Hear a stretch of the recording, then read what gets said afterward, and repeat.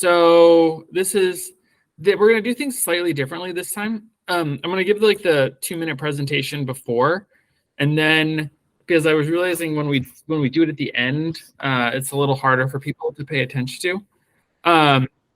But so we're going to do the presentation early now this time around instead of waiting till the very end. So this is like what the video is going to be for next week is going to be about data. Someone mute their mic, Peter. So the next week is going to be about data. So data is obviously very important. So this is like, it's going to vary a lot team by team. So these were just the high level concepts that I thought of. And then like, we're going to sort of go more into detail on it for each individual project. So the first thing in the context of DeSci, as much as possible, try and use an open standard when collecting your data set. There's schema.org, there's lots of things. This will just help it. It's going to vary a lot based on the project, but I know like some projects have an existing standard of which data sets are already collected. So definitely try and make it so that like your data fits into the larger ecosystem of data, because that will make things sort of go much more easily. All right, and then the second thing is data quality. So this is an important one because it's hard to actually articulate clearly, but I'm not a huge proponent of the data quality even in a controlled setting. So I think a lot of times when you're collecting data, even in a laboratory, the data is oftentimes very low quality. And so, but it's something to be aware of, especially in the context of DeSci too, because we're not in a controlled setting in DeSci, and admitting all the people here. So we're not in a controlled setting. So you have to really think about like, where's the data coming from? Is it coming from a person you trust? Did someone have to log in? Is there anything way you can tell if this data is high or low quality? And it's something just to think about. Another thing is like thinking through the process of how your data will be shared.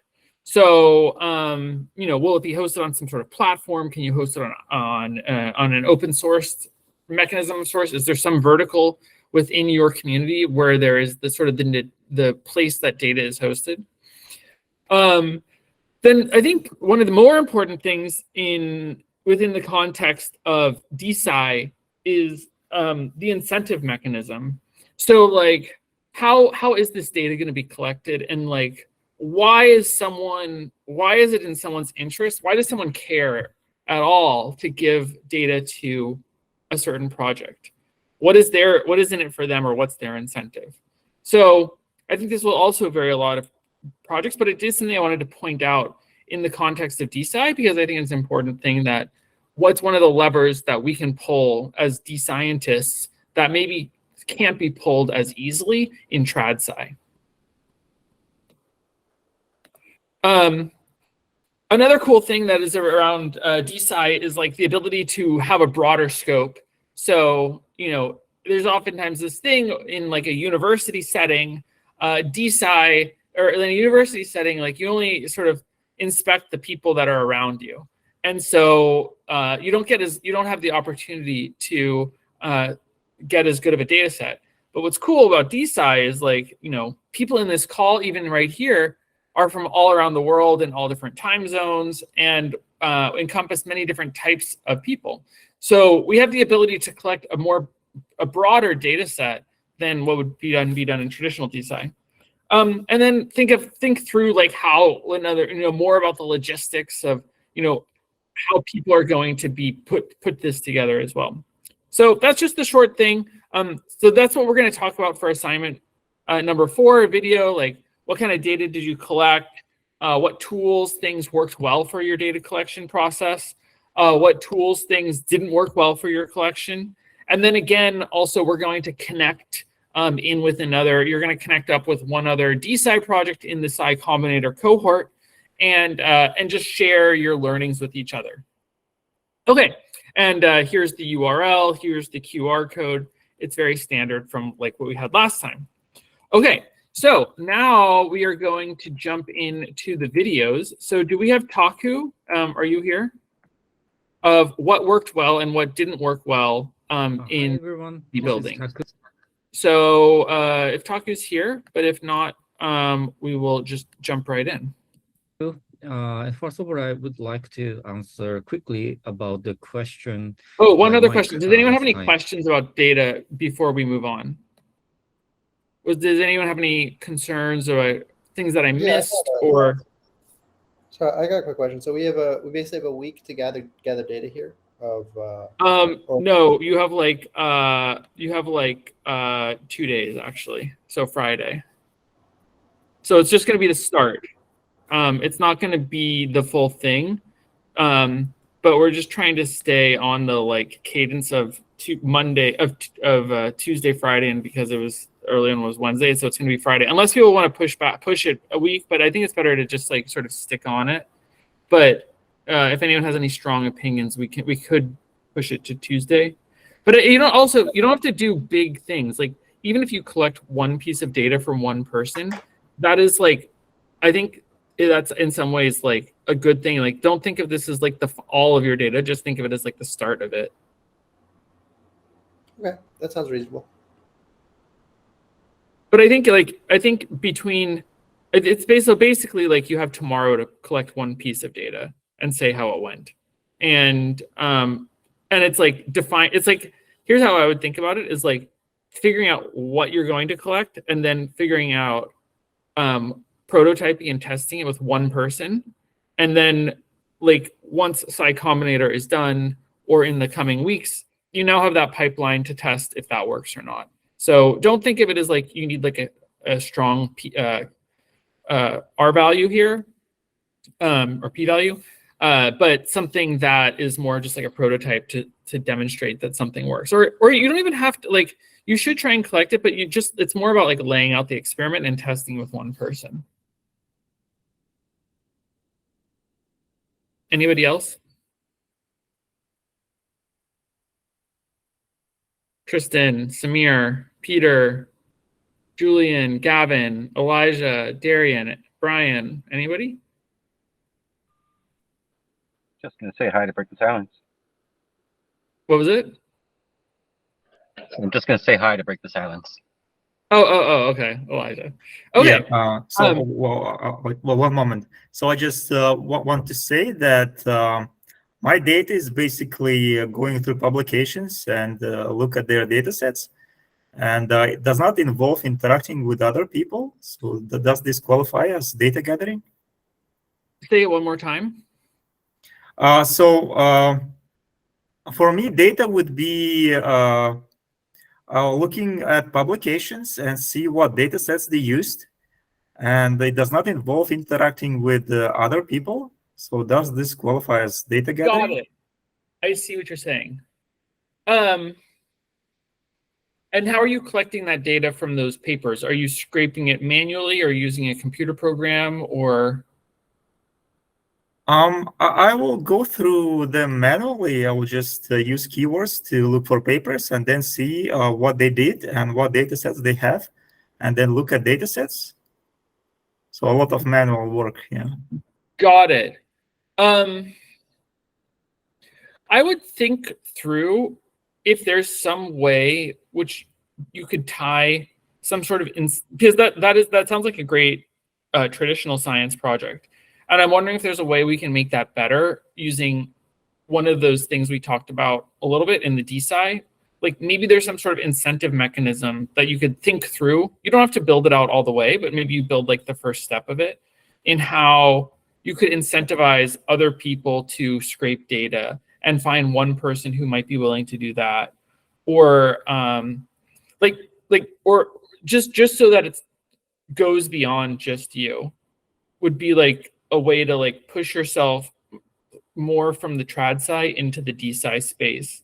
And we can, if people have ideas for Rakan, feel free to jump in. But I don't know, I'm trying to think about how we can make this more of like a DSci project than just like a data science project. Yeah, so I was playing with this concept before coming up with the survey for CGD because I was doing the same thing. Basically, you can get a lot of data, but then how do you get the community involved? I mean, there could be things like trying to incentivize tasks like data aggregation, curation, cleaning, processing, different things like that. Just one idea. So there are actually ways to incentivize people. However, so if we rely on crypto, I could like post a task on Dwork and make an announcement, like at a lab DAO server, for instance. Yeah, but I don't have funds to pay people, and Got it. so that's why I'm doing it myself. Got it. One other quick thing, verifiability. Data verifiability is huge and can be addressed with some like systems like Filecoin, where the data is actually verified to be accurate, across multiple nodes and things like that. So you can kind of take advantage of these decentralized networks if you don't maybe have a network of people. Uh-oh. Looks like we lost Okay. Elijah.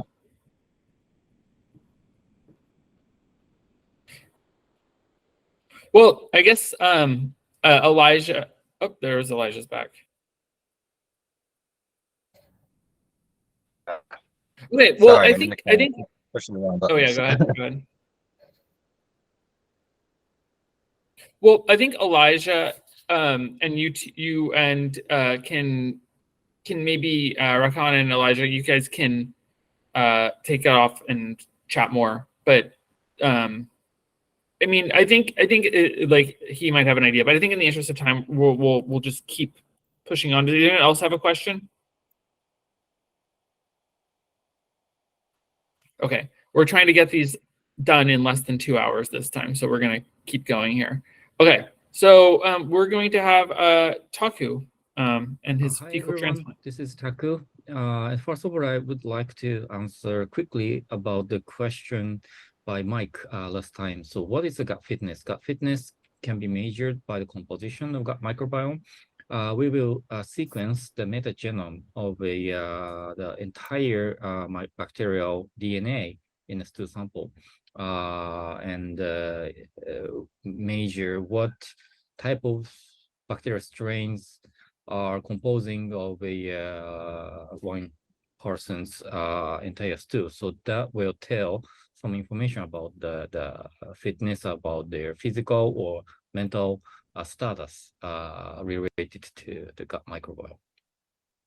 And this is the model I'm thinking. And this week, the question is about community, and this is the current status. So we started the crowdfunding to support the stool banking system in Japan. It started on April 20th, and it ended on June 17th, a couple of weeks ago. And there were 151 contributors donated 4.3 million Japanese yen, which is about a 30K US dollar in total.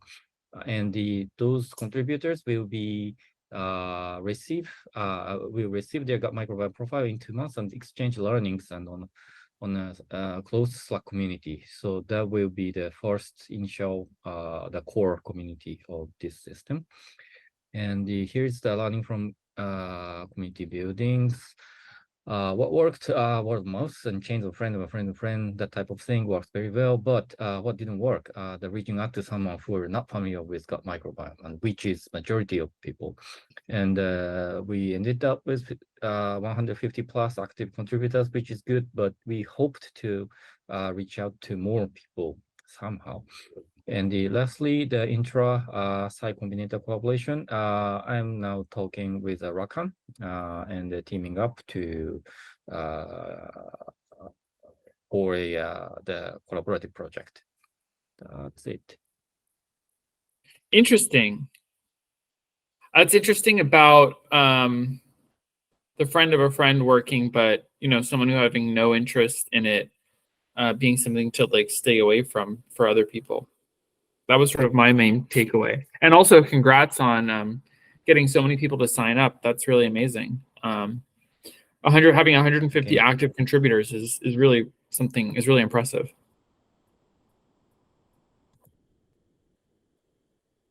Anybody else? I'm curious, this is like totally out of my wheelhouse, but I wonder if getting access to like sewage facilities or just water treatment plants could yield similar data in a more indirect way. I know that like a lot of that was publicized during the height of COVID to sort of indirectly measure I don't know, viral loads and things like that. I don't quite know how to like frame my question better than that, but I don't know if he's here right now. I mean, maybe I don't think he's here right at the moment, but he listens to the videos. So yeah, how can you expand it? I think another one would be like, how can you use like sewers? I think another question I have is like, if you're finding that word of mouth works really well, is there some way to incentivize people authentically to tell other people? Because I think that's a very interesting insight, and like, how can you like utilize that? Like, are those people just asking friends naturally, or maybe there's a way of having some sort of point system to incentivize people to tell other people? All right, last questions for Taku. 3, 2, 1. All right, next up we have Brian from Koji DAO. Brian is here. Hi guys again. Funny thing happened. So I tried to post on my own Reddit subforum, and my own Autobot actually called me out as spam. So I had to go back in and like discuss with the moderators to make sure that it wasn't someone that actually removed my own post. So yeah, there's a lot of ways that things can break. But I was able to get one new participant in my community on Telegram, which was really exciting. Her name's Polly, and she has a really interesting background. And it's nice to know that there was someone that was interested. But it's taking a little bit of time to kind of put all the pieces together. I think eventually there'll be some kind of routine involved, but hopefully I'll be able to grow this community, and it's really exciting. I've got my Twitter, I've got my Telegram, I've got people on Reddit and in the Koji community. So hopefully I can sort of bring those people together. But so far very cool, very interesting. I haven't done a lot of community work in a while, so this is good stuff. Good luck to everyone. This is going to be like the thing that takes us to the next level, I think. Okay, take care. Bye. Well, good work, Brian. I've been following along Koji DAO's Telegram, and Polly does seem very interested. So like you have a very strong connection with Polly, which is good, because I think having one strong person is a lot better than 10 weak people. It's interesting.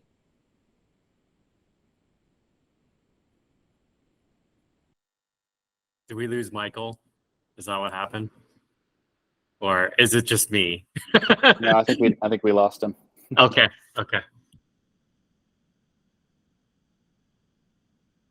Or he's deep in thought. That'd be very impressive to be completely frozen with that much thought.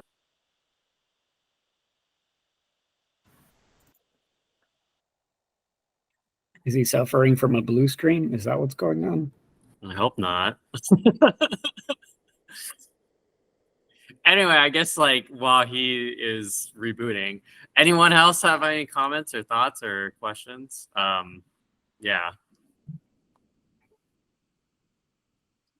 No, it's cool to see a lot of engagement. I'm in your Telegram channel, so it's cool to see some people with just a lot of buy-in in the topic. Yeah, I think what was really tough was definitely seeing there wasn't as much transfer from pre-existing communities to this new one. So I think I still have to figure that one out. It seems like people are a little more aware, like they're interested. There's clearly a lot of upvotes on Reddit for my posts, but Mhm. that doesn't actually translate to any conversion. So Mhm. that's really been hard. It's like, unless you're really gung-ho and really, really invested and interested, it's like no interest. There's no interest being appears, at least in my experience so Mhm. far. Mhm. And I was wondering, like, Can have you you- seen like a difference in and like people actually participating between like the Telegram group and the subreddit? I see comments, and they're very good comments. I think the problem is like I'm also not quite to the level of some of these people in these subreddits. Like they've been doing this for years, and I'm like, I actually feel a little out of place. And the work that I'm doing is like kind of rudimentary and fundamental. And so I think there's a lot of things I take for granted. And people are like, hey, maybe you can consider this or do this. And I'm like, oh my gosh, yeah, I didn't even think of that. Like someone was saying like the variety of rice that I'm using is wrong. And I was like, okay. It's a little, it's good. And also at the same time, I'm a little thrown off by the level of expertise that everyone has. It makes me wonder just how different communication channels like might privilege certain kinds of engagement. Like Reddit strikes me as just, it's a place to debate and for like chatter to happen, at least in the very specific subreddits that I've lurked on. I don't know if that's true, if that's across the board true, or if other No, I channels agree that- with that. yeah. I agree with that. I think that's my experience as well, because there's so much anonymity in that, and so people can just post whatever, and so there's not a lot of like cultured debate, so to speak. There's a lot more like ferocity and aggression, and so you have to be careful and kind of toe the line. Like I'm getting downvoted for some weird reason. I don't know why. It looks maybe because it does look kind of spammy, and so there's certain engagements that are preferable, and that's something that I'm also learning. Can you Awesome. post the link to your Telegram chat in Google, in this Google Space? Yeah, sure. Thanks. How do you think, this is Michael again, how do you think you could, improve your conversion from Reddit to Telegram? I think it'll just take some time. Like I'm very familiar with the way that my own Reddits function, but within the Reddit space, that conversion element has been very difficult. And I've actually always had trouble with it. Like I was doing a YouTube series for a little bit, and the conversion was awful. And I was also getting downloaded. And it's really weird because I'm the moderator and I'm like the one who's contributing the most. So it doesn't make a lot of sense. Like I'm not sure what exactly is the key difference between one method of communication versus another, and like the culture differences.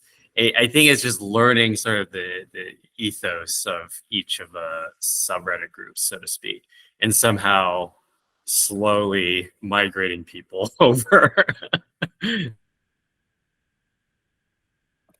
That makes sense. That does make sense. Awesome. All right. Any last questions for Brian?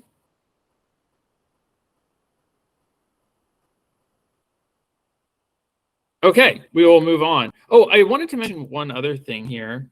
We are going to do Psi Combinator number 2. So if anyone has people that they would like to recommend or share or retweet this with, that would be very helpful. Boom. So if anyone wants to share or retweet that link, that would be amazing.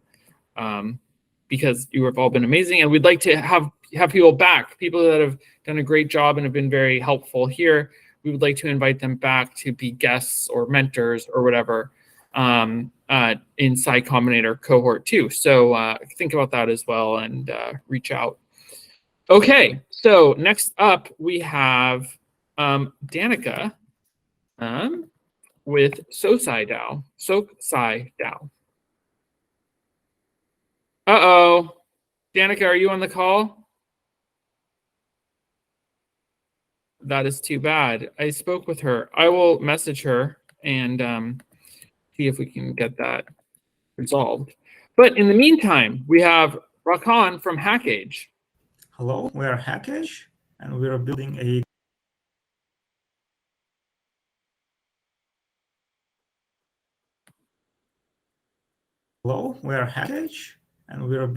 directed evaluation. Oh no. The Wi-Fi again. Let's see. There we go. Platform. We need to solve a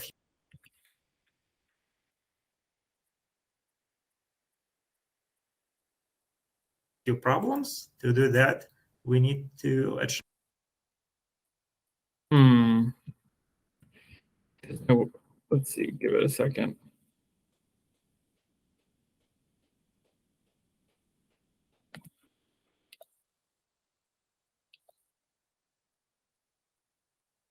One more moment.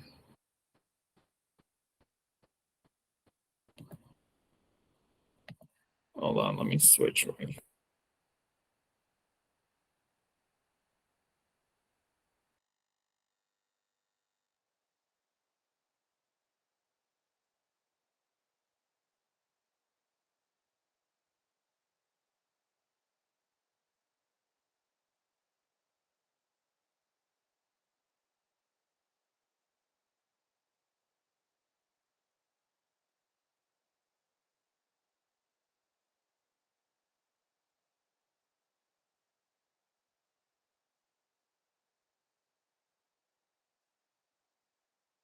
interested in advising our project. I built a list of 108 accounts that post about protein engineering. Okay, can you guys hear me again? Can you guys hear me? Yeah, Yeah, we can hear you. The video Okay. looks like it's kind of I buffering. applied criteria outlined above to end up Let's see. Where is this? View. Okay, with a list. here we are. Okay, so let's start him from the top. Sorry about that. I don't know why it's not working. Hello, we are HackAge, and we are building a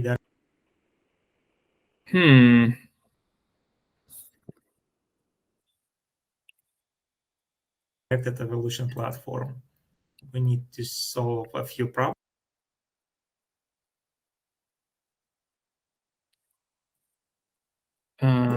To do that, we need to attract them.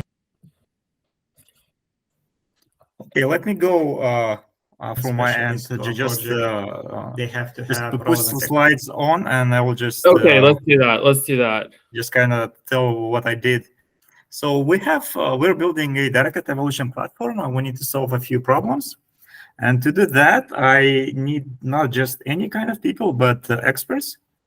So so the experts, they have to be with the validated like a proof of merit. So they need to have publications in their domain. They have to be Web3 and this savvy, and they need to have free time to advise us.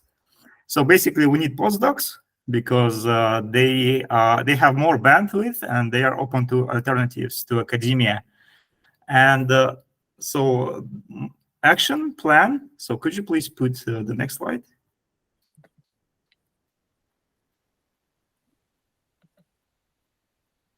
Let's see.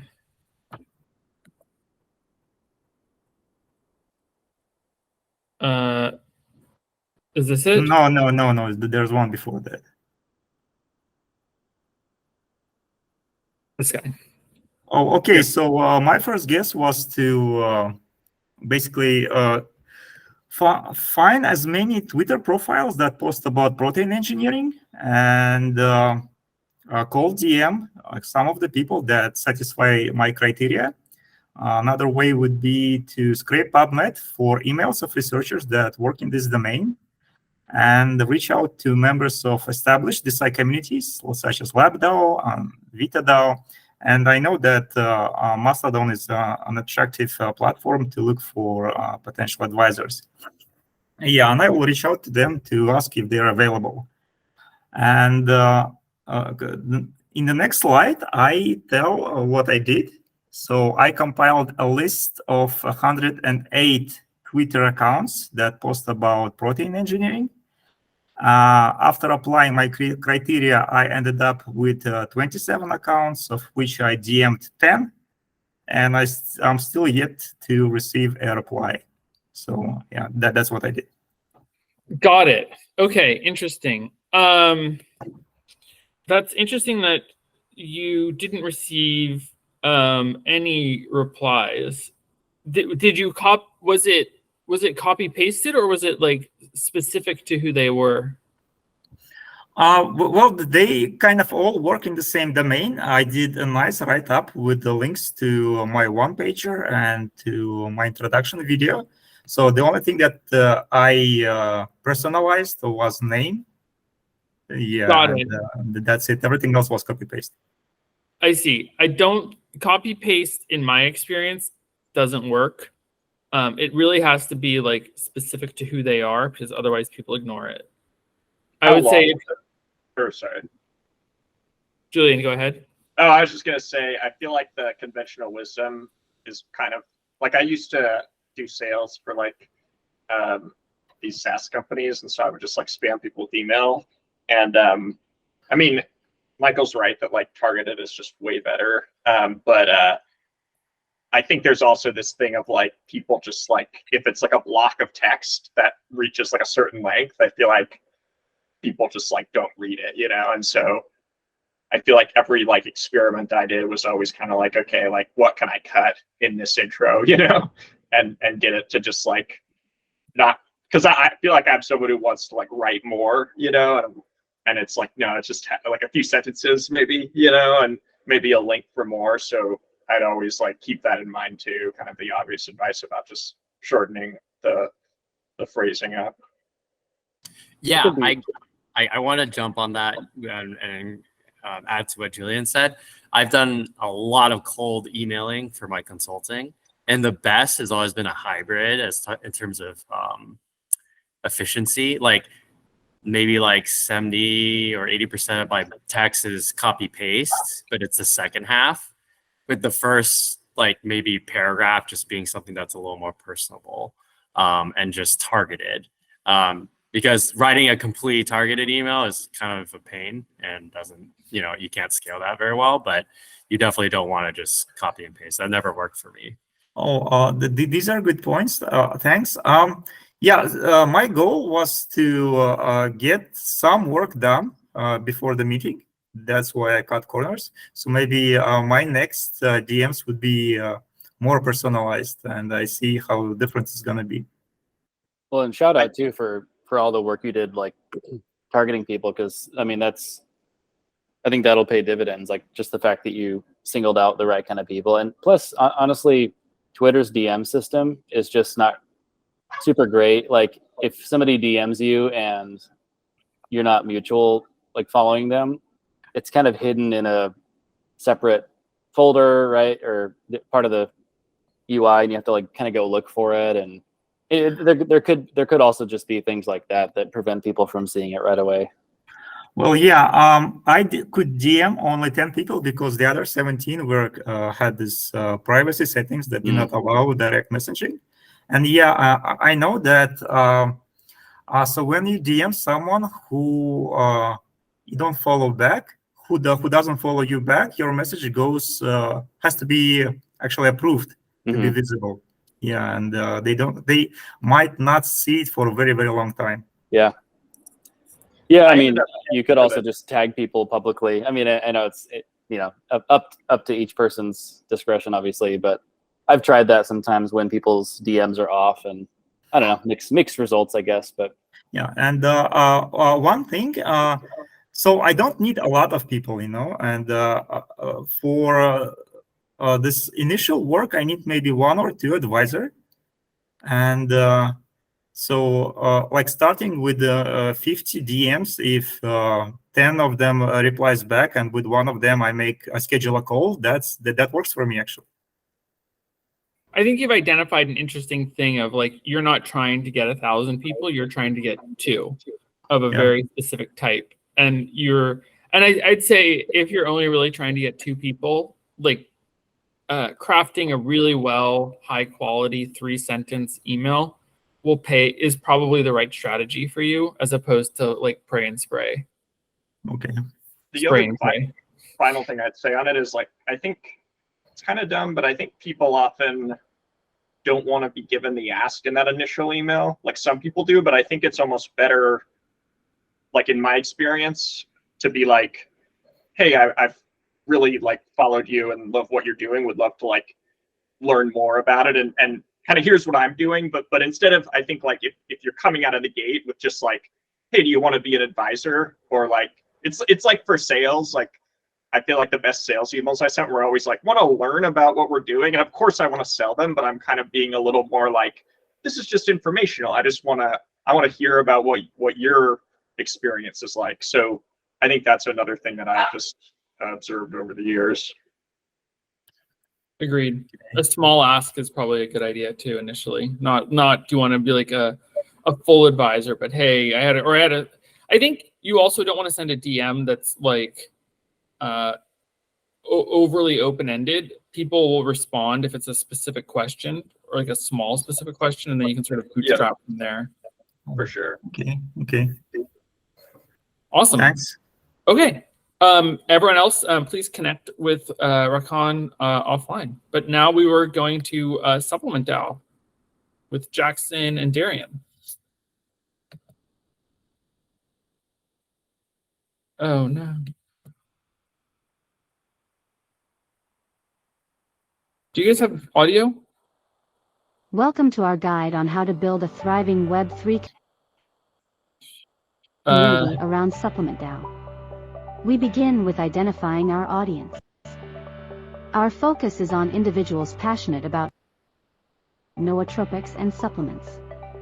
Through comprehensive market research, we've created user personas to guide our community building strategy. Next, we're creating a community vision and value proposition. Our ethos revolves around decentralizing data ownership, promoting knowledge sharing, and ensuring safer use of supplements. A key aspect is developing the community platform. We've selected user-friendly, blockchain-enabled platforms to facilitate true Web3 interaction and engagement. To attract initial members, we're leveraging our networks, conducting targeted digital marketing, and marking a solid presence in online health forums. Engagement is at the heart of our community.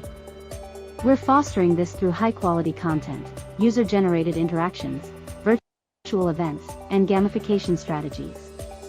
We understand the importance of providing value to our community. Hence, we've implemented feedback mechanisms, educational resources, and success stories to ensure our community members feel valued and heard. Sustaining the community is an ongoing effort. We're ensuring this through transparency, open communication, regular strategy reviews, and planning for long-term growth. Measuring success is vital. We're continually refining our strategies based on key metrics to ensure we're serving our community to the best of our ability. This is our roadmap for building a vibrant community at Supplement DAO. We're not just building a platform, we're creating a community that reshapes the future of... So Jackson and Darian, are you here? Yep, I'm here. Did you guys, what was the results of the SEO stuff? So I've been trying to seed a few subreddits as well as, put links out for various surveys that I've created to gauge interest. It's been an interesting experience. I mean, some of them are getting taken down pretty quickly, kind of in a spam filter fashion, but getting some engagement. I think it's something as like we get and build a little bit larger, we can get more engagement around people that are really passionate kind of for giving information related to their supplement experiences. So it's really just trying to build out that community. But starting from a very, small point, it has been difficult. Got it. What sort of questions did you ask? Mostly gauged around incentive-based data participation. So like gauging interest, would you be interested in providing data for an incentive-based structure? Is that something that would interest you? Do you have, data that you think is valuable? Things around that nature. And what did they say? It's been mixed. It's been mixed. I think getting people to actually fill out surveys, as some people have mentioned previously, is difficult. But I think highlighting an incentive-based structure has made people a little bit more interested. Got it. I mean, I think it gets back to the issue perhaps that Rakan was having. If you just throw this over the wall in a Reddit post or in a copy paste DM, the outlook is not great in getting people to do something. Yeah, So no, I agree with that I completely. think my recommendation, like not knowing my suggestion of something to try, if you're out of ideas and don't know what else, is to try and be more targeted. Yeah, that's what we're attempting to do. Attempting to really like get involved in communities where people are already sharing data without an incentive, and then saying, you could be incentivized for sharing this data that you're already sharing without an Got incentive. it. Do other people have feedback for Supplement DAO? For your account, what's your karma level? Relatively low. It was created within like the last month, basically. Okay. Yeah, this is just something that I automatically do, and my spam bots do, is like if you don't have a certain level of karma, it just deletes you. Yeah. And that's just because I do that to prevent spammers from. Fortunately, I've gotten like these weird T-shirt spam bots that like show up for some reason, and they also have a lot of initial karma just because they use other bots to upvote themselves. So that could be a lot of what's happening, and usually it helps if you talk to the moderators directly. Like even if they have some policy where they're like, no, we can't do it, like usually you can just, if you talk to them like people, it's really that's actually a very, very good strategy. Thank you, Brian. Yeah, a lot of people talk to me and I just go like, oh, you talk to me, cool, I'll just approve you. It's just like acknowledging we have our fiefdoms and stuff, and we're a little like conservative about our power. So if you treat us really well, I'll put up whatever the heck you want. So that's actually a brilliant point, Brian. That is a very brilliant point. Yeah, thank you. Also, this is kind of, I don't think it's sketchy, but like a lot of people, there's kind of these communities that are like more popular where it's just like funny images or something, and you can like try to build up karma by posting on those. Don't ask me why I know this, but like, it works. It just takes some effort. But like, yeah, I think the karma gating thing is like super common actually, and it's like really hard if you're like a relatively new account to post. I think the suggestion going to the mods directly is like a really good one though. If that works, then you don't need to like do weird shenanigans. Yeah, I think I think that's good. But can you guys hear me? Yep. I think building off of Julian's point, and just some of the points that were brought in earlier, is like, is it even worth doing all this other stuff if the retention on the Reddit things is so bad? Like, do people on Reddit actually fill stuff out?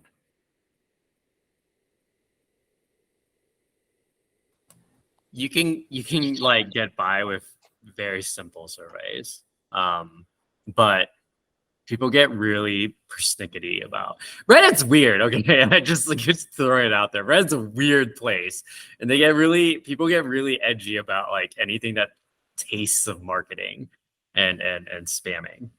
They just hate it. It just gets downloaded so fast or removed. So Elijah says personalized outreach has been working for me with the GCD survey. Asking one person at a time to build a pilot data set has gotten me a few responses since Monday. Once there's a seed, I'll share more widely and hopefully help nurture other evangelists interested in onboarding more responsive via word of mouth. And I agree with that, Elijah. And it seems to echo also what Taku said, is like the friend of a friend or the direct things seems to work much better than like this sort of like blanket approach. from empirical data here. Because like, look at it from the other side. Like anything that's easy, every single person and their family is going to do, right? So like that channel is completely gone. So you have to be a little bit more clever than just like sending out a tweet and calling it a day, because I don't think that's going to lead to much.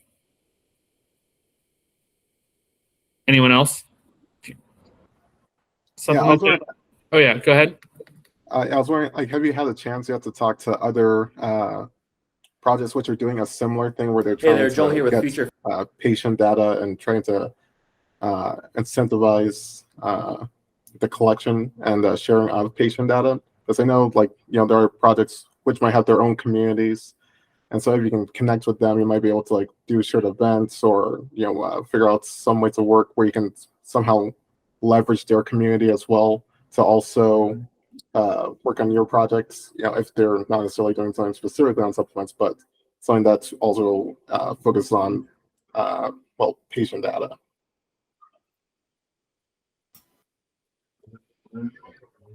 That's a fantastic point. I don't think we have had the chance too often to connect, but if anyone's interested in connecting, I will be kind of trying to look for other projects like that, because that's a fantastic idea. Thank you. Good idea. Ask a question. Have you guys thought about approaching supplement brands and offering to collect data for them? And I guess the quid pro quo is they get marketing collateral. If you start to see people are giving positive feedback about supplements, they get to use that to promote their product. Yeah, I don't think we'd be opposed to trying to work with supplement brands. I think right now we're more concerned about collecting data to improve people's health outcomes. But if supplement brands are produce a high quality product that definitely helps people's health and wellness, and they think it'd be useful and a better alternative to some of the other stuff on the market that might not be as safe, then obviously we'd be interested in stuff like that. Yeah, it's on the roadmap, but until we have good landing page, good SEO, Twitter presence, Discord, and actual data, they probably won't take our calls. But that's a right. Yeah. Okay. Yeah. Okay. Okay.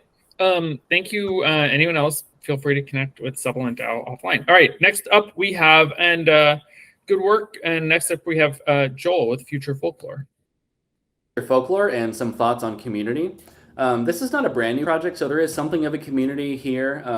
I would say that a number of Web3 people kind of see Future Folklore as the go-to project involving the search for other life, which is cool.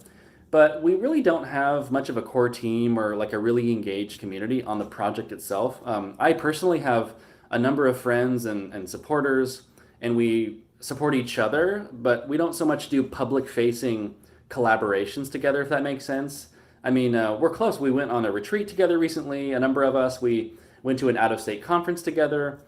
But I would love to have more traction in building a core team. I realize that my subject matter, the search for other life, is just a tough one to get traction on. A lot of people think it's for just highly trained specialists using extremely expensive equipment in very specialized legacy institutions like NASA. But I want to open up this subject matter to the whole world and show that there are lots of ways to search beyond just like the James Webb Space Telescope. So there's that challenge. It's a fun challenge. Another dilemma that I sometimes face is there might be an interesting collaboration or partnership on the table, but then there's this whole tricky subject of Web3 and crypto, and for some people there's just sort of a illiteracy about that, which is it's fine. But then for some people it's really a turnoff. And so the dilemma is, do you like sacrifice this partnership on the altar of like, well, we must do things the Web3 way using the blockchain? It's a dilemma, right? So I think if I could summarize my challenge, it's how do I open up this project to the whole world while also not requiring a ton of fluency and buy-in on the Web3 topic. So anyway, would love your thoughts and support. Thanks. All right. Do people have questions or comments for Joel?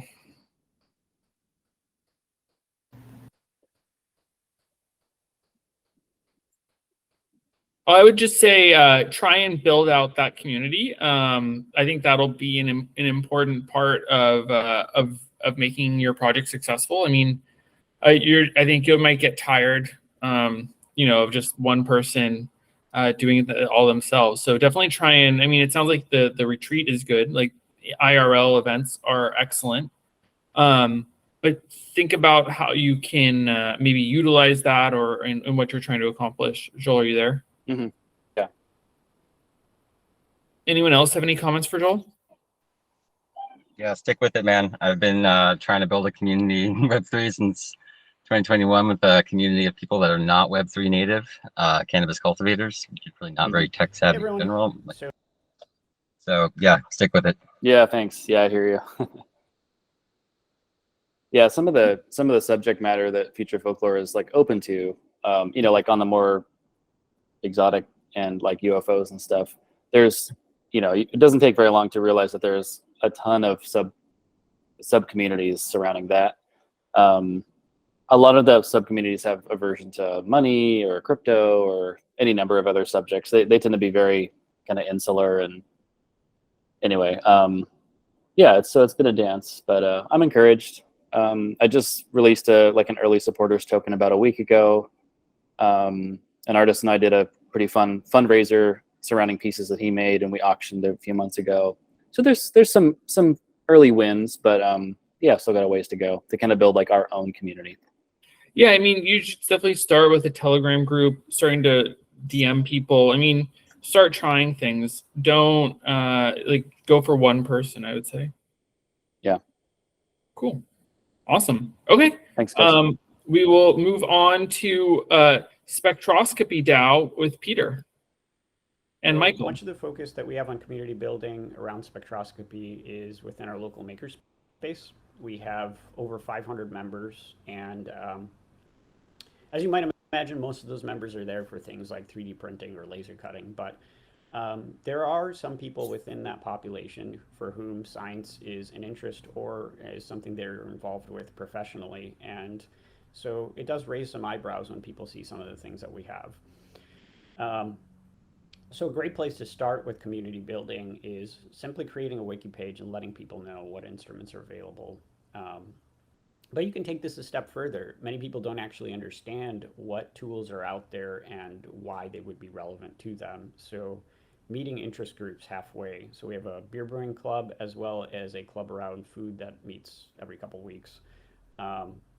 There's a lot of interesting collaborations that can happen there, simply because people that don't know what's possible with the instrumentation that's right around them. We've also worked with universities in the past. We've done scanning electron microscopy for a university to look at diatoms, as well as looking for lead in soil via XRF analysis with another university. These aren't things that I want to lean on too heavily in the future, simply because I think you just end up acting as a core facility to university. And I think a lot of the real value is enabling member-driven inquiry, so kind of bottom-up science, as opposed to the usual hierarchical structures where you seek permission to work with an idea and then you look for funding sources and things like that.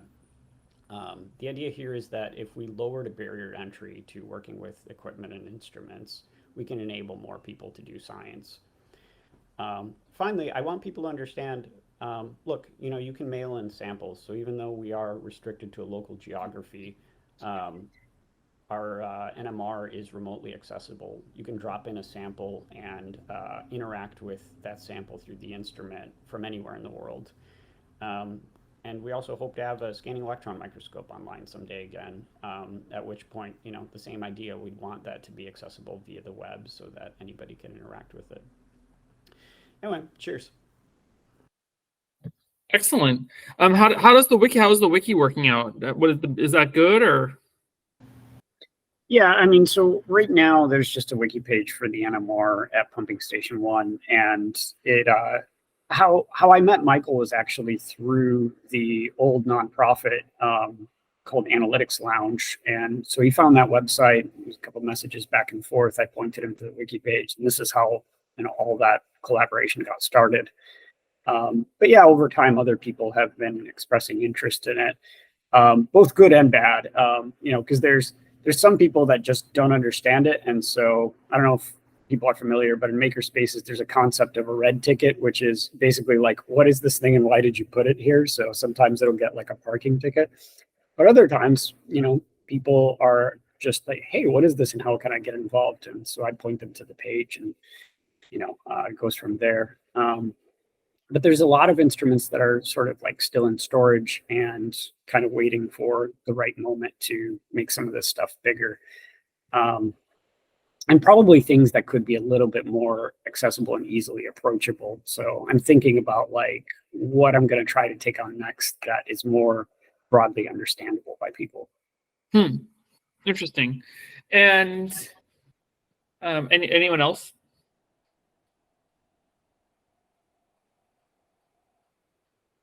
Anybody else? Are you trying to do more IRL stuff or more digital stuff for community building then?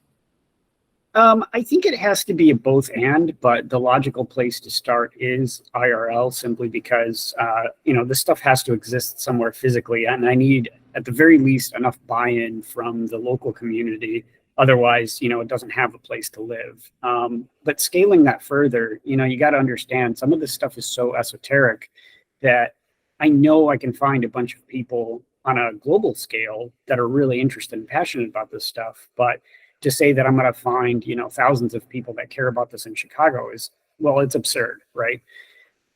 So it's not a question of either or, but it's a question of getting to a scale where the broader outreach starts to expand, so to speak. Interesting.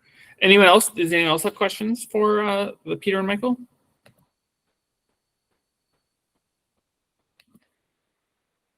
Anybody? Well, excellent. Okay. We will go to let's see who is next here. Nassim with SideX. Hi everyone, this is a report on my community building activities this week. So I have reached out to Elijah from the Cannabis Genome DAO in the cohort, as well as a psychologist by the name of Guy Fincham, to create this platform, Psychonautica, built on SideX, that would allow psychonauts to record their experiences and receive feedback from qualified people, professionals, psychologists. So it is token gated, you need an NFT to publish. And then logs can be upvoted. We can have some interactions. And down the line, some possible monetization venues would be to reward contributors if their logs are used in publications or any sort of compilation, or if they are used to train a large language model, for example. So we'll see where it goes. Got it. Nassim, are you here? I think they have a bit of a time delay. So, I mean, one of the questions is, I would say, like, I think from what I understand, the community you're building is other DAOs. I would encourage you, for the purposes of this, to speak to people, even if the DAO is your quote unquote community. Speak to people that are inside the DAO to make sure that they are finding this useful, would be my question.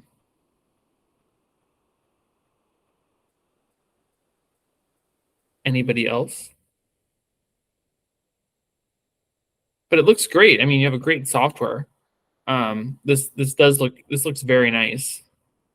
I just want to make sure that the community of people who is going to be using it knows about it and agrees with it. I mean, that's the other thing about community building, is like it sort of is who you're trying to like get in touch with, so that you can gather the data and whatnot. So it's sort of important to get feedback from them too. Like those are the people who are going to be you're talking to.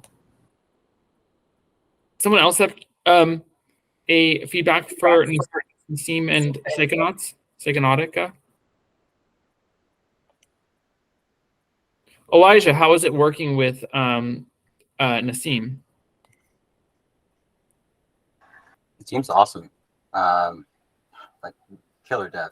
You know, he put together the MedDAO like MVP, I think, in a couple of days, and we've just been refining it since then. And yeah, team, are you here? Awesome. Sadly, he's not here to hear this praise. Anyone else? I mean, I think, yeah, I guess the community building for this is going to be interesting because like you're trying to build a community of DAOs. So, and like enable each of them to have like a paper. So it's an interesting community to build, a community of communities in some ways. So, I guess the other question I was to have is like, how do you see yourself like, I don't know, getting in touch with the other DAOs beyond this one? But cool. And then just for the record, Nassim did, just because he's not here, reach out to me about joining the group and connect with a couple other people. So I know that there's some activity and success going on in that realm as well. Awesome. Very good. Awesome. Okay. Well, we will move on to Tristan with Research Collective. Tristan, hey, this is Tristan. Are you here? Yep. Tristan, okay. Thanks, Tristan. I've been working on this community for maybe 3 or 4 years, but it's always been sort of a slow growth. I've been presenting at different places and maybe would add 2 or 3 people over each time I presented. It's been a Telegram community, the Research Collective. I think the growth has been not fast, but I think that the quality of people has been pretty high and a lot of the members are pretty aligned. Right now, it's mostly conversation and link sharing, and it's cross-pollination between biohackers and crypto folks. What hasn't worked well, though, is that like the initial officers were just kind of selected because they were popular and not because they actually were going to do a lot of work or coordinate. And so I've been thinking about how to have a new election cycle for them. Building things has never been that great. Like sometimes people kind of coordinate for hackathons, myself included, but for the most part, the group isn't building anything together. And then like the implicit hierarchy and governance, it needs work. I've been thinking about doing new bylaws for the community. That being said, feel free to advertise your own group in my channel, and maybe you can pick up a few more members. Awesome. Tristan, how about the like, I think it sounds like, how did the DMing work for you? I think I'm gonna start selling out Calendly links or something. Wait, we can't hear you. You were there and then you kind of faded away. Okay, can you hear me? Can you hear me? Barely. Barely. Okay. Now we can hear you. Okay. Yeah, I'm gonna try scheduling like quick calls with Calendly, I think, and then try to ask people if they've got the bandwidth to like step up and to try to build something. But the question is like, what is the thing that people actually want to build? And so I think maybe I'll do that from the data collection as like a survey for what people's wants and needs are, and then coordinate around that. Got it. I mean,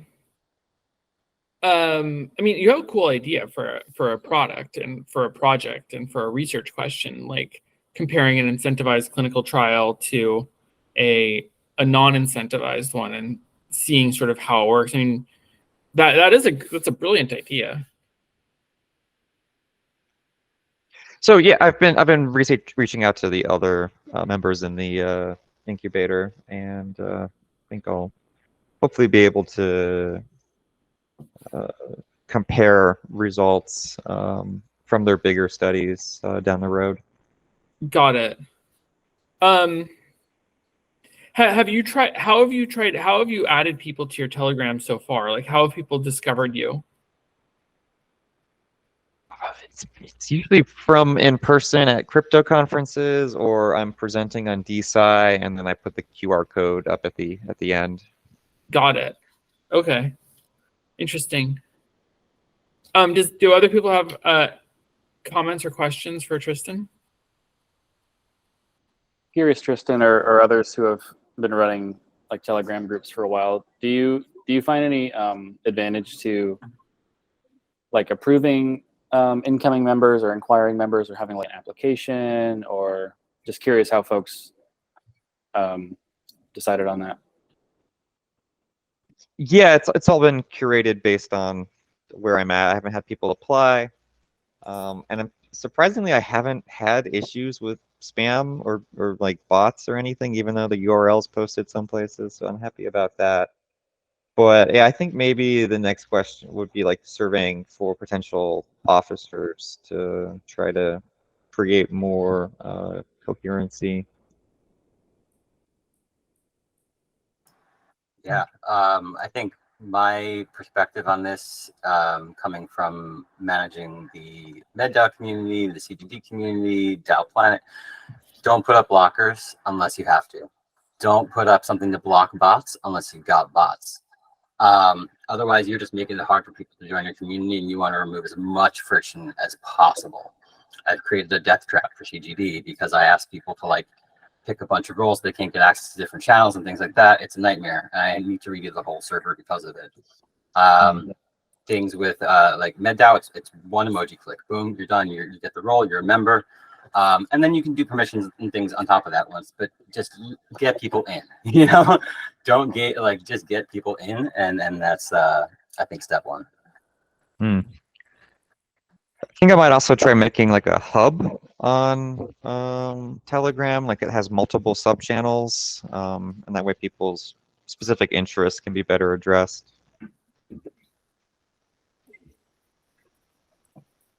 I agree. But I think that gets to what Elijah was saying is like, don't do things until you like need to. So don't put up a breaker. Don't put up I mean, one thing that happens when you put up sub channels, it slows down the pace of the chat, and people kind of lose interest a little bit more quickly. But if you, I don't know, if you don't do things before you have to. Yeah, Gotcha. and the one caveat on that is like super high value things, like the CGD survey.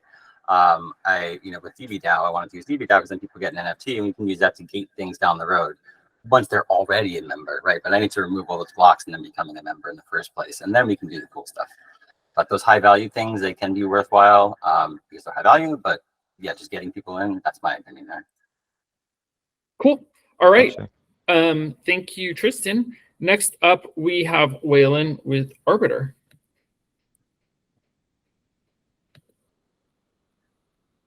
Hey everybody, my name is Waylon. I'm core maintainer of a project called Arbiter, which is in this cohort for DeSci.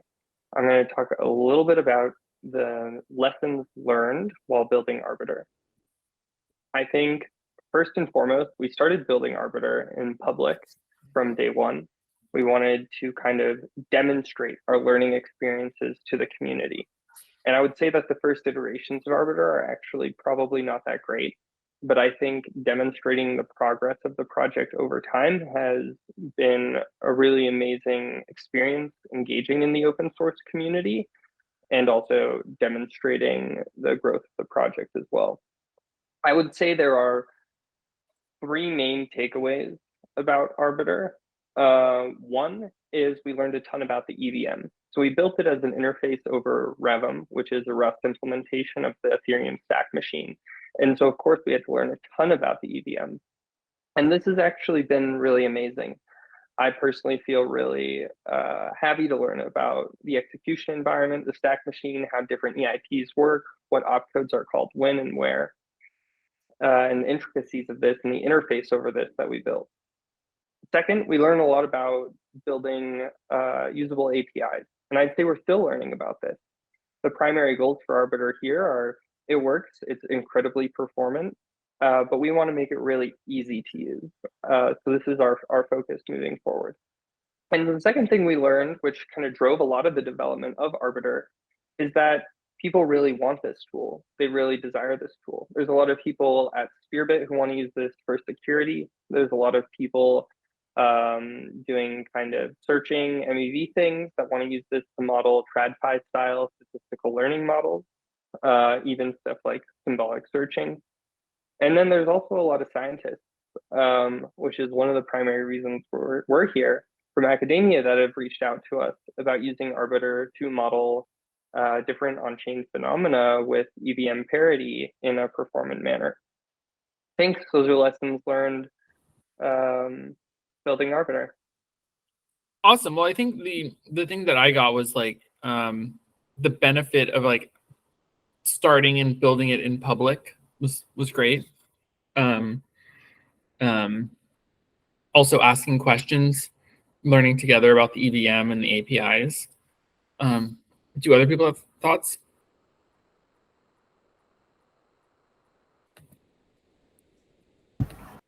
Yeah, I just want to say, I also like a really good video. And I really like the way he was, mentioning just having it, in public, showing the growth of the project. Because that's, I think that's really kind of like the real hard part about, especially community events. Like, oh, here's my project, here's the idea, but it's like, well, okay, I haven't, if people don't see the progress, they don't know if it's still going, they don't know how they're supposed to, even contribute, just at that stage. So showing the progress also shows people how they're supposed to use it. So I think that really helps with building a community. And as you were saying, it's like, oh, we've made Arbiter, and it's like, oh, now some academics are coming along.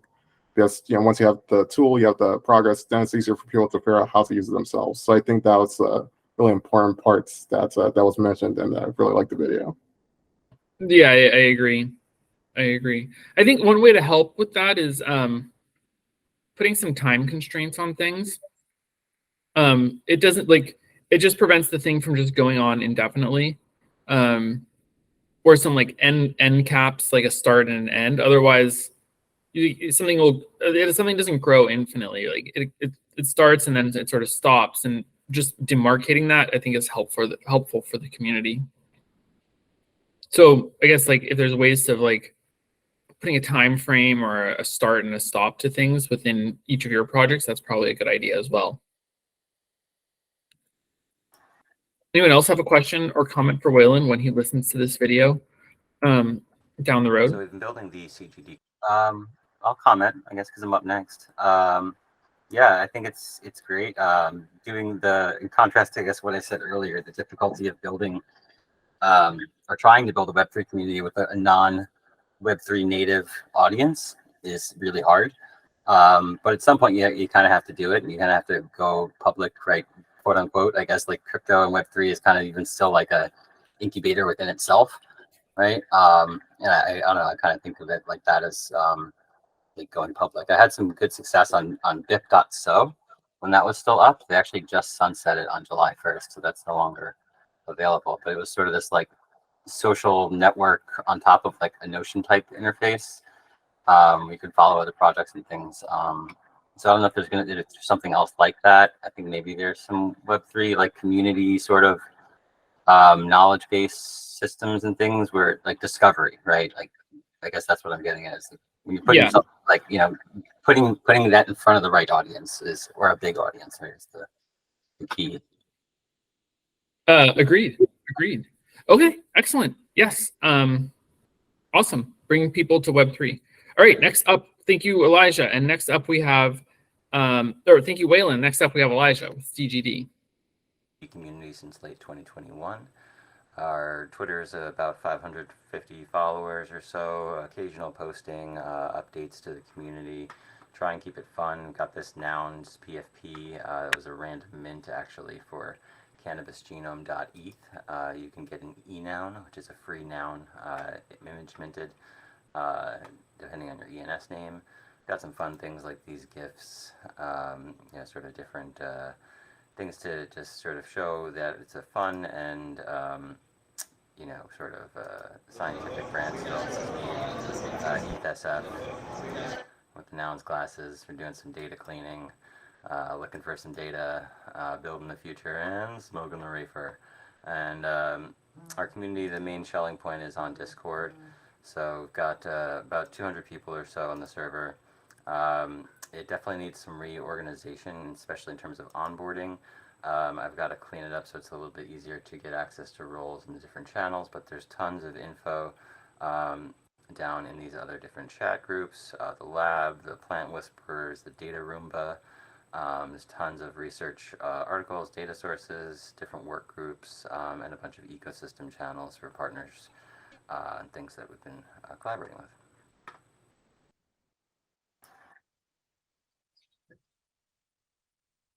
What works, what doesn't work for you, Elijah? Like, how are the NFT? Do the NFTs incentivize people to get started? Which NFTs? I've done multiple. Or in general, I guess. No. Yeah, well, the answer is no.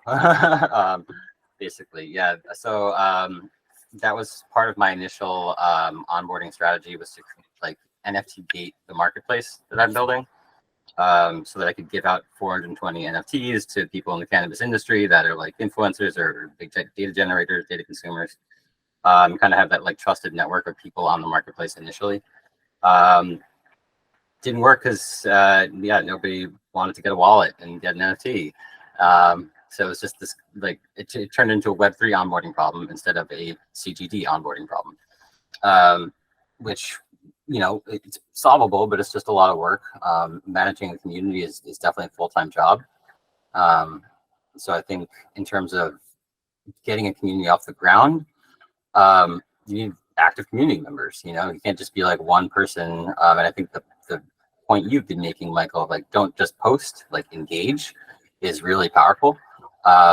Because a lot of what I was doing was working and then like disseminating what I was working on, right? And sort of just using it as like a news outlet for my work.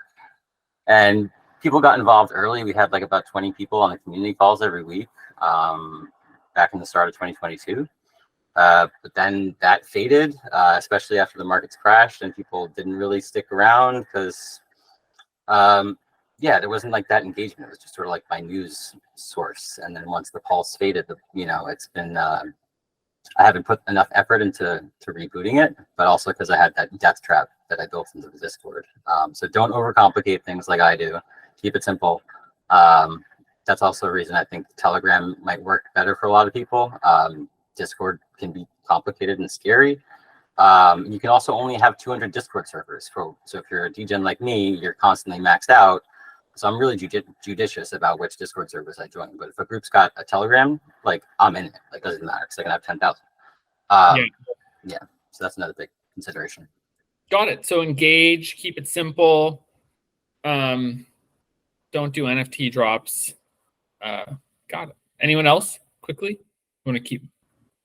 Yeah, I just had a comment, and just to your point, Elijah, just like trying to manage the community itself was very difficult there. And as you were saying, just having to creating the work, disseminating, and it's like, well, it's just like a news source, but so it's really hard to have that and have people engage and kind of go from there. And that's something I also had the problem with. So I just like the fact that you highlight that and point out just the issues with that, and trying to keep the community just running by yourself is, well, just on your own content is pretty much impossible. Yeah, agreed. I think that's a great point. Democratize. All right, thank you, Elijah. Next up, we are on to Charles with distributed governance. Hi, everyone, this is Charles Joe with the Distributed Governance Square Primary Project. And so this is my response regarding some of the questions regarding community building. What worked well, some co-methods have worked well, being able to get in contact with people who do DAO research or work at DAOs and get their feedback on the project. Excuse me. So that's been something that's kind of worked well. Write-ups, putting out, some posts regarding some of the ratings I've done. That's kind of worked out well. Though it hasn't been a lot, but it's been good. The more that goes out, it generally does seem to get some attention, but that also helps with the project. What hasn't worked well, going back to the code messages, sometimes it can be hit or miss. So that's one thing that kind of goes. Also, just getting general acknowledgments of the project, well, just getting general knowledge, public knowledge of the project out hasn't necessarily gone very well because I generally don't post very often on social media. Also, there's a bit of a learning curve to the project, regarding understanding it and also be able to use the DAO index. So I think that's also been a barrier to building a community. Results, I think Dimitri already got picked up in the Boardroom's governance newsletter, so that was good. But I'd say results wise, have a lot of write-ups, a lot of content out there that people can refer to. So at least regarding that, there's some outreach there and some more that can be done. Regarding broadcasting projects and which group did I connect with. I connected with Danica, who's working the Kurtz Political Survey. I exchanged some contacts with her, which would hopefully help her project, and she did the same for mine. And we'll kind of just go from there. Danica spoke highly of working with you, Charles. That's good. Does anyone have any comments for Charles?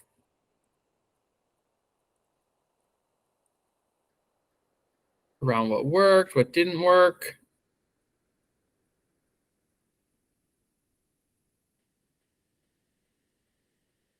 Anyone?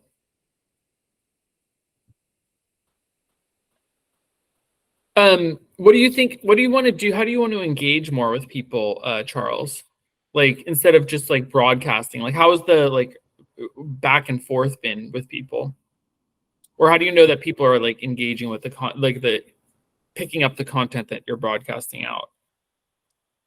So there isn't necessarily like a lot of content out right now, as I'm kind of a lazy writer. So at least the way I know is that I put a couple of posts. One of them got picked up in Boardroom. Their newsletter picked up one of my write-ups. So that's it's kind of like how I know that someone's actually paying attention to some of the work. Guys, it's Nima from Lang. At least, and also it's like post wants to work on PubPub. It also provides analytics, so I know if people are actually looking at the page or not. So that's kind of like how I know people are engaging. I definitely do need to find more ways of engaging, beyond just write-ups on some of the work with the project. Because of course, not necessarily everyone wants to hear about it, but something that could be like more general, or just something that talks about DAOs more in general might be more appealing, and then hopefully they'll be interested in going from there. Got it. Excellent. That sounds amazing. All right. Everyone else can connect with Charles offline. All right. Next up, we have Longlist and Sohai. Listen, in this video, we are going to talk about what the strategies and approaches. So just make sure to next time do it in 2 minutes, no 3.5. We're trying to cut down time. In our community building, and what didn't work and what actually worked for us, and what is the result. There are 40 points that actually had such amazing results for us. That includes personal branding, leverage Web3 focused social media, use launching platforms, and direct engagement. We focused on one of our co-founders' social media and made a personal brand, which made users a deeper connection with us, and then follow the project with more attention. Our tools such as blogs, video updates, AMAs, and podcasts can be very beneficial. Leveraging Web3 focused social media such as Lens Protocol, Forecast, or media such as Mirror can be very good, and crypto users are in love with these social medias. Using launching platforms such as Smoothie, Launchcaster, and Product Hunt can gain much attention and feedback from users, and they actually contribute very much in these new products that are going to be live so soon. And the last strategy we took and we used was actually direct engagement, and we simply DM'd 10 or 15 potential or actual members daily and answered their questions and getting feedback on the product. The ways that actually didn't work, and we knew from past projects that it would be a dead end, are using Web2 marketing techniques, producing low quality content, imitating competitor strategies, and ignoring the members' perspective. Web2 won't work in this space, and people won't actually give anything to that Web2 techniques in Web3. That would be harsh for some founders that come from Web2, but it's true. Low quality content, I think the attention time of people is less than 10 seconds, is something around 6 or 7, would harm you bad in building a community. Copying your competitors without having a vision or mission in mind is going to be bad too. And at last, ignoring the members' perspective and putting the members' feedback, the last thing would destroy building a community. Let's look at the results we actually had. We were able to attract early market users so good. We had users' feedback and used them to improve our project, as you see. And our social followers, this is the co-founder, Media, I was talking about. It was about 200 and it's now about 1,000. And our project community is 400, and it was built from scratch. And at last, we finally made it to here that we could add some job applications, and people was willing to participate and work in our project. Excellent. So hey, are you here? I know they have a little time difference, which makes it tricky.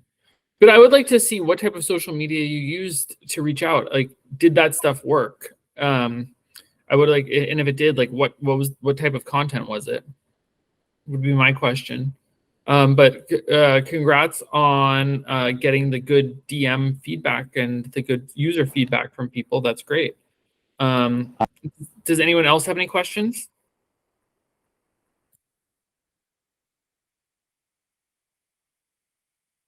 Anybody else? All right. Well, we will move on to Eddie with DSI blocks. With DSI block, part of the Psi Combinator. Quick update on community building. Regarding community for DSI block, it is a little difficult without the platform, given that people do need a way to allow their data to talk with people from other platforms, or people who are collecting things and hosting it in several places. In order to build a community for this, as I said, it is hard without the platform itself. Quick update on building it. One of the ORG components, which is a decentralized storage system, it's there, and I'm implementing it using a Python wrapper I developed for the hackathon. Some of the projects is below, but I have started a Telegram group for DSI block, and I would like to collaborate with others in the Psi Combinator to sort of create use cases on what other types of data you think may be important to implement. As I start sort of collecting other researchers in this space, eventually we'll sort of hit a couple people that may be interested in a very similar space, but from very different avenues. Quick example could be cannabis use and people working on something like sleep. 2 points of data that can be very useful working together. So please join the Telegram group, posted in the description below. DM me on Twitter, and do check out my GitHub pages for DSI block and my Herdout or Hackathon submission. All right. Let me know if you have any questions. Thanks. I mean, I would say, start building your community before you start building your product. Always a good strategy. But yeah, finding people in the Psi Combinator cohort who will, because you have a sort of an inward-facing product, is a great idea also. Does anyone else have any questions for Eddie? People, Joel, Jackson, community versus product, that's a hot debate. Thank you, Elijah. Agreed. Jackson, Gavin, Elijah, Brian. Do you have something you want to say, Brian? Your mic is on. I didn't realize my mic was on. Sorry about that. It's okay. Kyosi, do you have any, Ledger back, Peter? Okay. Yeah, but yeah, if anyone wants to work with Eddie, he's doing sort of data science for DSI. So if you guys have data science needs, go talk with Eddie. Okay. Next up we have Julian with Voluntas. I think Julian is here still, right? Hey, Julian here with Voluntas. So we haven't done a whole lot of community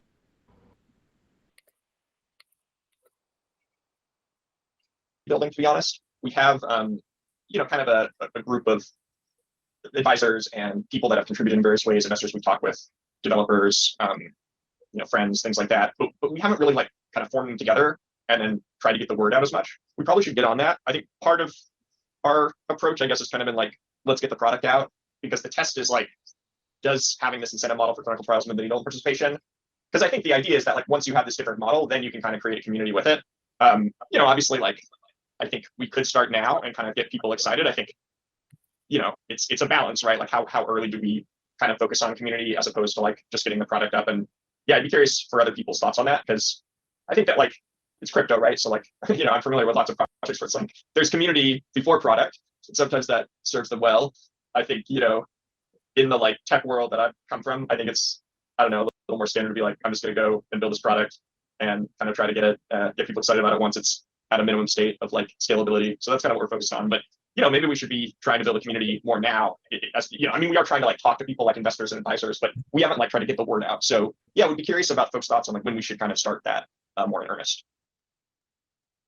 I would say start now, but what do other people think? Yeah, I'm pretty biased towards starting earlier rather than later. You can just, you can never start selling too early. Look at Elon Musk with the Cybertruck. They started selling that thing 4 years ago, and it's still not out. Yeah, I think it's a question of who are you selling to? Obviously we're selling to people to join the team and investors and stuff. I think in terms of like kind of broad supporters, yeah, I kind of agree with that though. Like, especially in this space, I just feel like it's never too early. So I think now is probably as good a time as any. But it kind of comes back to that like focus and community versus product debate again. Yeah, I mean, I think for next week, definitely try and connect with one user or one person who is a potential user to this, and start asking them a question. That's kind of that was the purpose of this, more so than it was a debate. But yeah, I would say try and reach out to someone and see if they were interested. I mean, I think that's what Tristan was doing was it's tricky, and it doesn't get any easier once you have the product in some ways. So and Tristan, have you guys had a chance to talk with, we've been messaging? Yeah, we're gonna chat. Okay, yeah, definitely do that, because it sounds like you guys could share some learnings as well. Yep, totally. Okay, cool. But yeah, try and talk with someone. It'll be so helpful, I promise. Okay, next up, excellent work, Julian. Next up, we have Roger and Co. with Cannabis DAO. Cannabis DAO. Today, I'd like to share our experience on building a community in the context of Web3 communities. Part 1, what worked well for building a community? Firstly, setting an attractive theme is crucial. We feel that there is good affinity between crypto and cannabis communities because of the cultures. If you set a good theme, it will be easier to make people get interested in your activities. We also found it beneficial to collaborate with members who already had an established community. Particularly, we worked closely with two key groups, CBD Club, Japan's largest CBD cannabis community, and Desai Japan, Japan's leading community in Desai area. Through their community, we connect with international communities as well, such as MJBizCon, the largest cannabis expo and conference in the world. Moreover, utilizing existing crypto events proved successful for us as well. We managed to organize community events and became speakers at these gatherings, including ETH Global Tokyo, Desire Brazil, VitaDAO, and IVS Kyoto. These big events allowed us to introduce our community to a larger audience and to recruit passionate individuals. Part 2, what didn't work for building a community? On the flip side, merely joining Web3 related events as a participant did not prove to be as effective. Without actively engaging or contributing as speakers, our visibility and impact were limited. Another critical challenge was ensuring an open dialogue. When our discussions were not open, it is difficult for the members to engage with the community. Part 3, the results of the community building. Here is the progress as of now. We have approximately 140 people who have attended our events. Our Twitter followers have reached nearly 180. Our Discord server has around 50 members. There are 7 core members and 3 advisors from diverse backgrounds and countries. The resources spent on these initiatives have been under $500. Given the time and effort we have put into this, starting from April 2023, we can clearly see the fruits of our labor. Part 4, connect and share with other groups. We have started communication with the Cannabis Genome DAO group in the Psi Combinator. We already created a Telegram group and discussing further collaboration because we have similar themes. That is all. If you are interested in our activities, feel free to contact us anytime. Thank you so much. Hello. Good. I mean, it sounds like you're building. Did anyone want to comment on them? I like their focus on KPIs. That was something else that I wanted to sort of bring up after hearing other people. Defining your metrics, right? What is that going to be for whatever avenues you're taking? Yeah, no, I agree. I think you guys did a really good job. And also figuring out what works and what doesn't work. Like being a speaker is good, being a participant not so good for them. Engaging like that project is very good at Cannabis DAO is very good at like engaging with lots of people. So great work on that, you guys. And yeah, I mean, really doing the IRL stuff. I mean, I would say like I want to know like how's the community going? Like, are there chats going on in there or other things? But yeah, I mean, if you're building your community, I think that's like, if you have a good community, you can figure out what you're doing next, sort of. Does anyone else want to say something for Roger? Nice work, you guys. Anyone else have anything they want to say to Cannabis DAO? Let's see, someone community versus product. What was I going to say? Okay, well, so like what I said in the beginning, we did this one in an hour and a half, which is good. Trying to bring it in a little bit more so that it wasn't like 2 hours long. That was a little bit long last time. But we did get through 16 projects here, so good work, everybody. Yeah, and just like community building is not a 3-day thing, but it is this thing that you have to like put an effort towards and start. Like for those of you that have not started, please, please, please try it. It'll save you time down the road. Definitely reach out to one person. If you didn't start this week, in their Friday videos, try and get one person to your group who's interested in it, who will just give you feedback. What else was I going to say? Oh, yeah. So for Friday, we're going to meet again Friday at 5 p.m. And it'll be on data. So you're going to try and ideally collect one piece of data around something. More data is okay, but if it's one person taking your survey, if it's finding one person whose code you can analyze, if it is doing anything along those lines of trying to sort of test out this hypothesis of finding one person who's interested in expressing interest in your DAO, whether it be a supplement or a long list or a cannabis or research or whatever it is.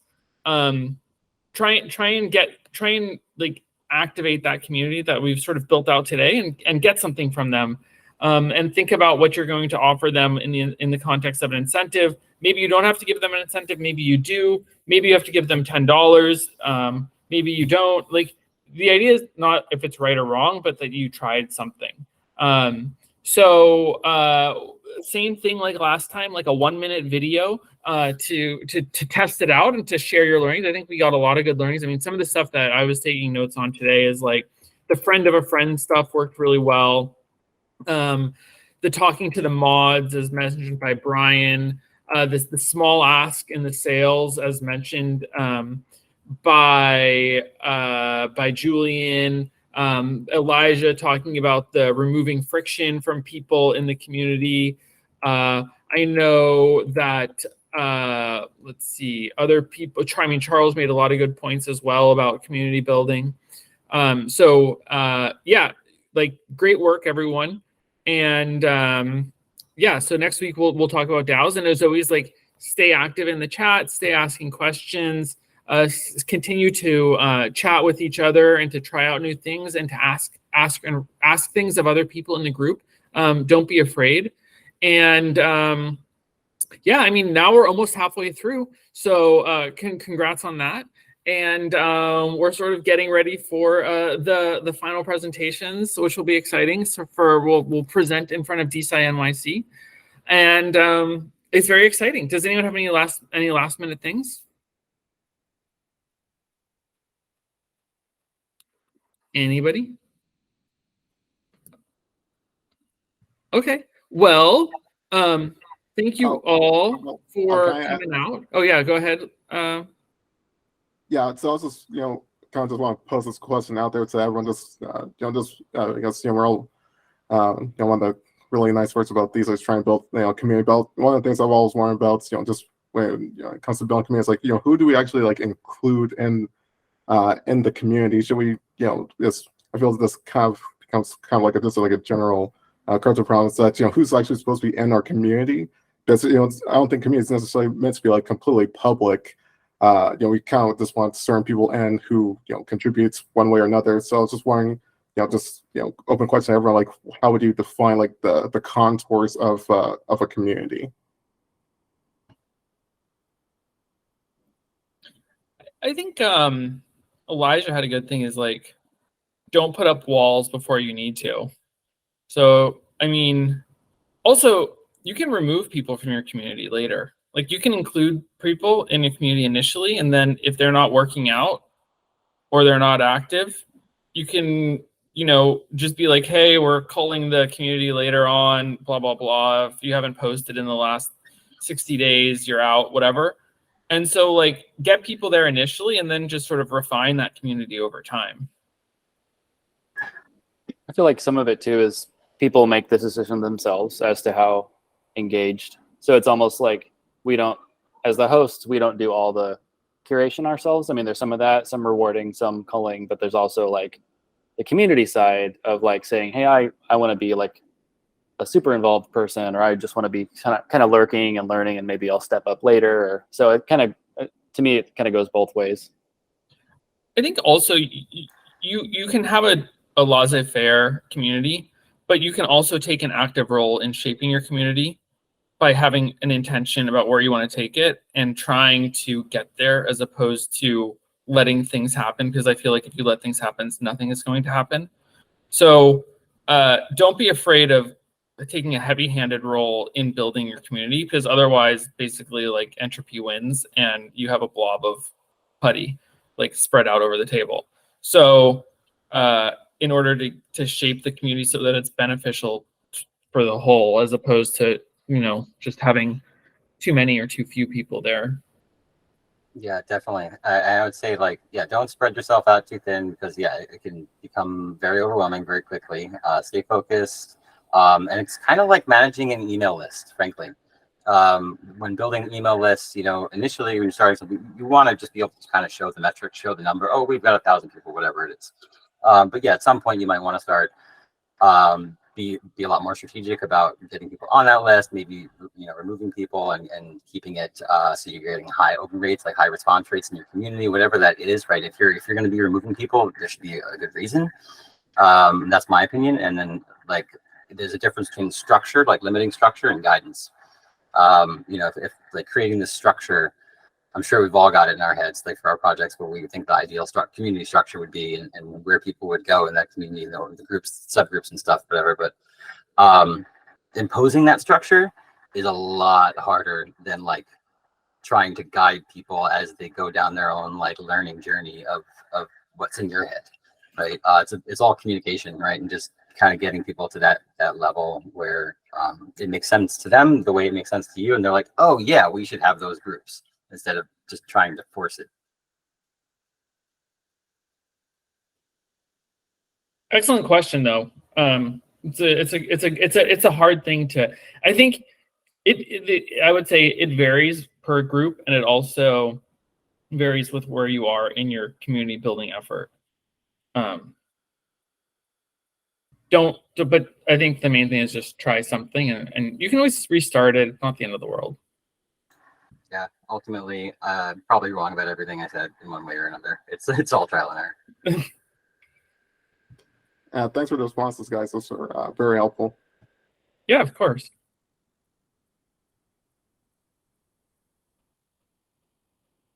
Anybody else?